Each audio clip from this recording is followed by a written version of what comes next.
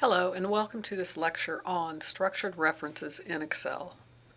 Let me start with what. What is a structured reference in Excel? A structured reference is a reference that includes the actual table name or a column header as opposed to standard cell references or range addresses. The syntax for this: instead of using a column reference followed by a row reference as a basic cell address, we use table name followed by an opening square bracket followed by a qualifier, which is going to be your column header, followed by a closing square bracket. Anywhere you can use a normal cell reference or range of addresses, you can use a structured reference. We have fully qualified versus unqualified cell references. In a fully qualified structured reference, the table name will always precede the column qualifier in square brackets. In an unqualified structured reference, you leave the table name off and you simply have the column qualifier within square brackets. If you are working in an Excel table that you're putting a formula inside the table because you're creating some type of calculated column, you would then not need to use the fully qualified structured reference.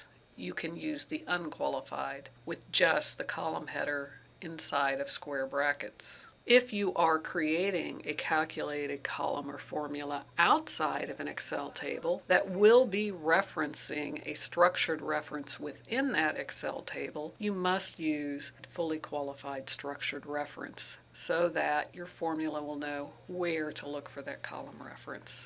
Next, let's talk about why. Why use structured references in your Excel formulas?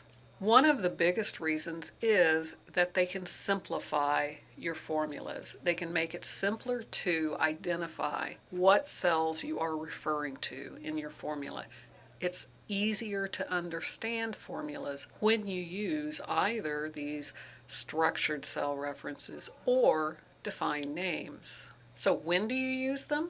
Always, in my opinion, if you're building worksheets, workbooks that you will either be sharing with other users or you will be using infrequently and you want to be sure you understand what you were doing when you come back to that workbook. My reference on when to use them again is simply as frequently as possible. Most of the spreadsheets we will build that we are sharing with other users are going to be complex workbooks, making complex calculations. This is an excellent time to use structured references so that you can make it easier to understand the formulas when you're reviewing the work. Last, here are some examples of what a structured reference looks like in a formula. Here I have, in the first example of using the sum, a fully qualified reference. The basic structure of every sum or function in Excel always starts with the function name followed by an opening and a closing parenthesis. Within the parentheses are the function arguments. The sum function, when using a structured reference such as I'm showing you here, does not require more than one argument. The argument is, here in the fully structured one, the table name, i.e. employee table, followed by a open square bracket, followed by the qualifier, in this case annual salary is the name of the column, followed by a closing square bracket, and last is our closing parenthesis for the sum function.